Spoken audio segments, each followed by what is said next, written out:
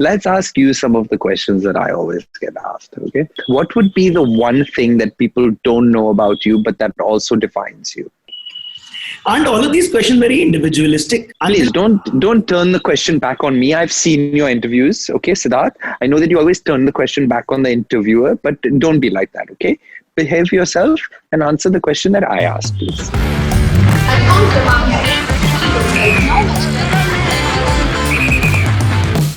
Hey Jim, how are you doing? Welcome to the Bombay journey.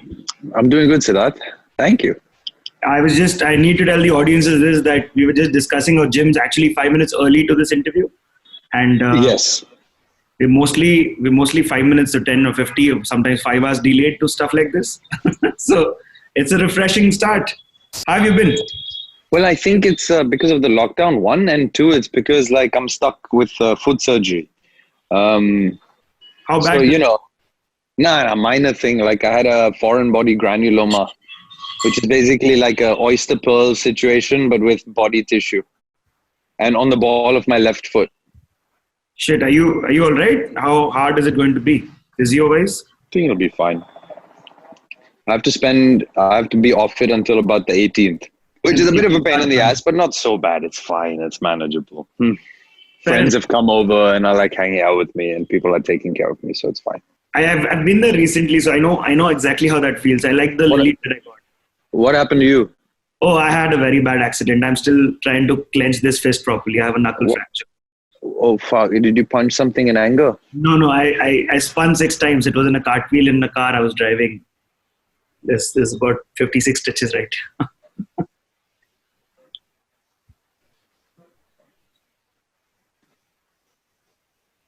Everyone else okay? Or yeah, everybody else is fine. We were wearing seatbelts in the back as well, so we were very, very good. We were okay. lucky. I wanted to get away with the theatrical or the theater bit of questions before we went into the film side of things. Oh shit, okay. So sorry.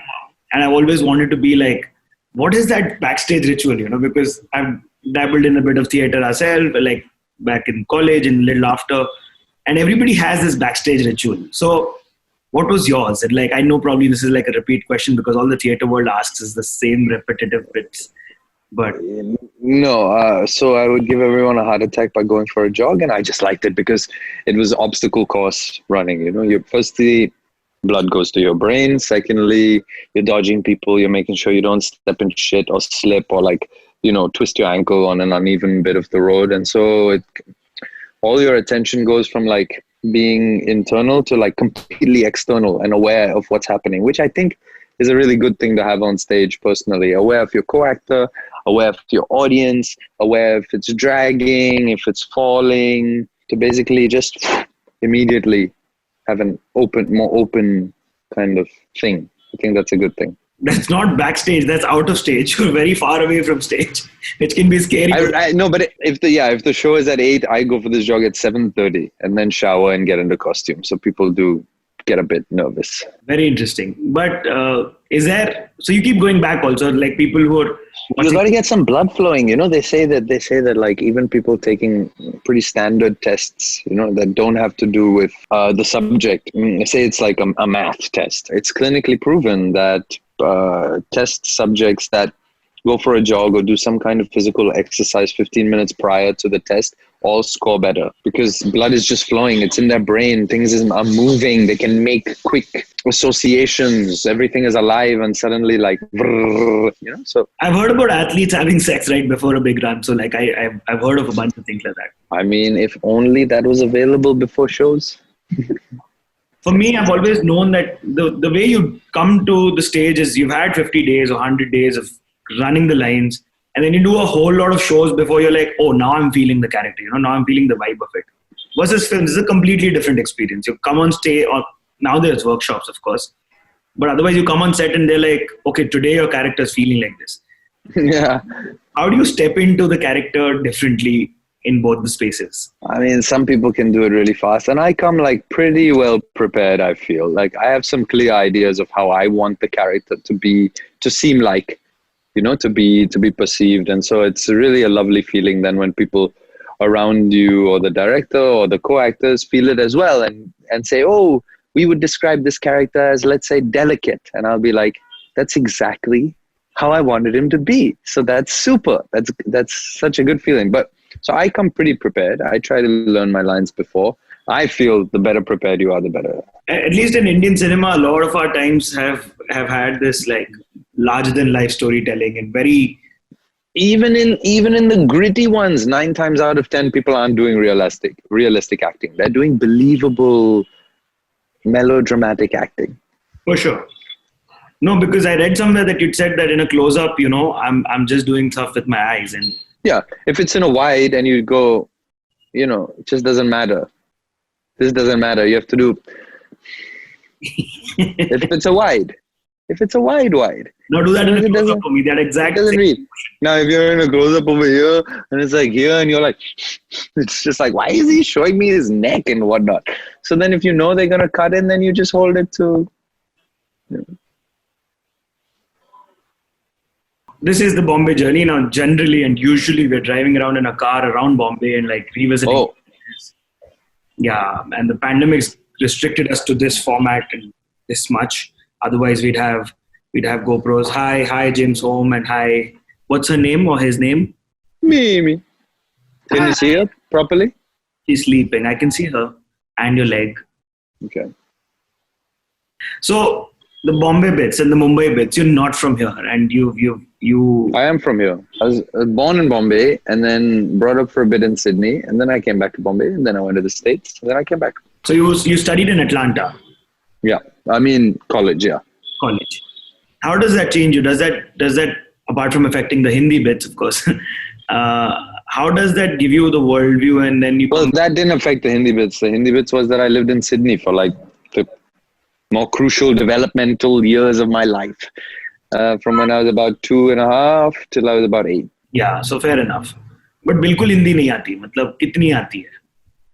मतलब आती है. आती है. पर ज़्यादा नहीं. ज़्यादा If you give me a script, I can learn it.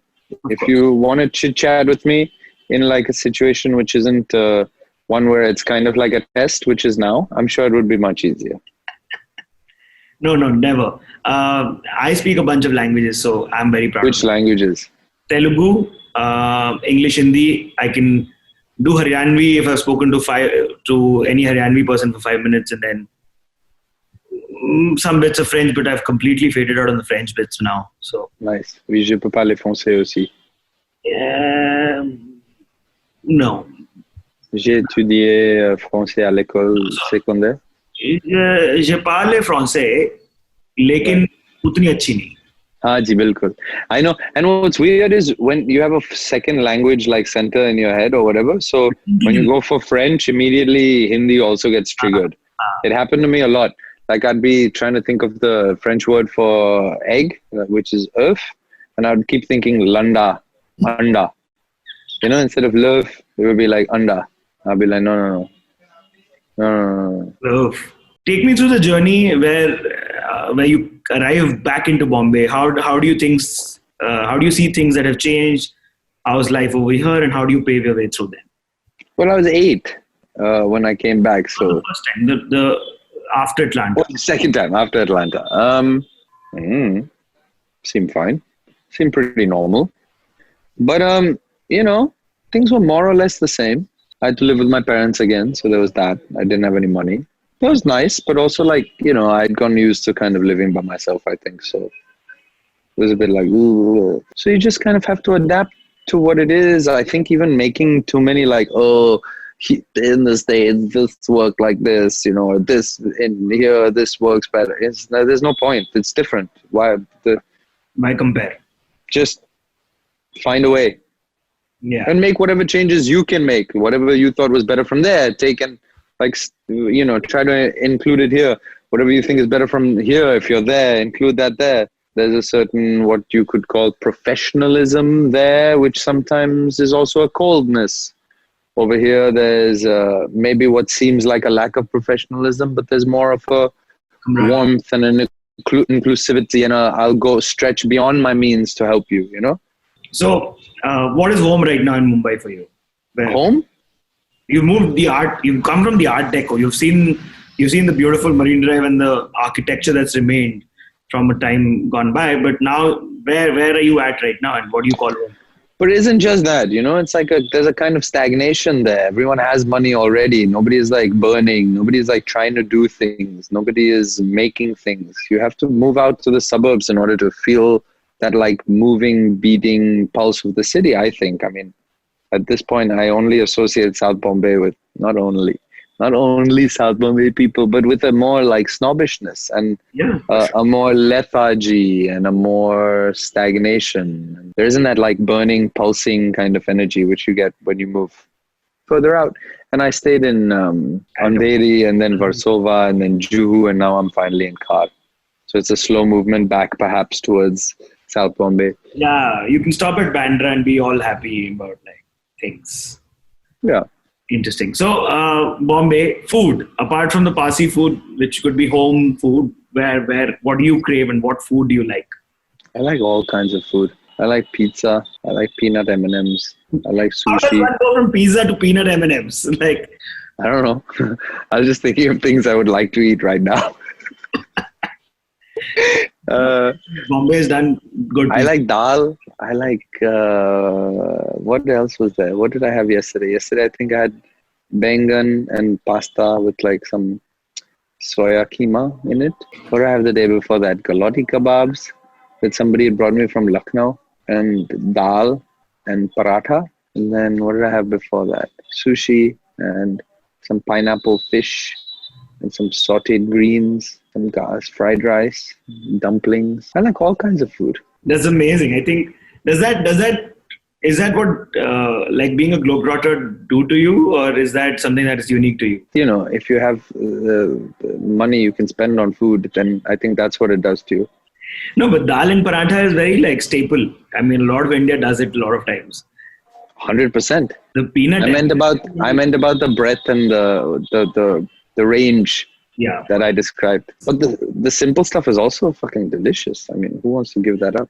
Yeah. Sabudana khichdi. I would love sabudana khichdi. Right? Yeah, right now would be a good time for sabudana khichdi as well. So interesting. 100%. Are you like a big street food person as well, or is it just like these home cooked meals? I'm actually not a big fan of. I like Frankie's actually. Now that I'm thinking about it, I don't mind dosa, but I'm not like, oh yeah, dosa, yeah, or like, oh chaat, or like, what's it called?